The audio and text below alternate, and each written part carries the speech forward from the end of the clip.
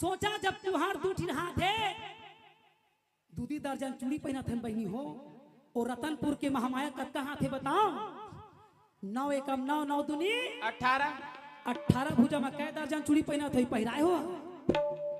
इसलिए किसी का अपमान मत करो। भगवती कहती है पहले मुझको जानो उसके बाद मानो। और जानते नहीं हो तो मानने का कोई अधिकार नहीं। तो यहू छत्तीसगढ़ के मन कम नहीं है। कैसे? आए नांग पूजे नहीं भी भोरा पूजे जाए और सहीज के सांप निकल के तला ठिला वो टीना के सांप है दूध पिया थे तो वो दूध के किलो है दीदी 100 रुपये हो गया हमारा लाल चाल पीला शुरू कर दे नहीं महाराज। हाँ जी 100 रुपये किलो हो गए सुना था तो वो टीना के सांप दूध पी से तो वो दूध बेचैया वाले में 100 रुपये किलो देवाए हमारा लाल चाय पियन बनी क्या कर बैला पियन शुरू कर दी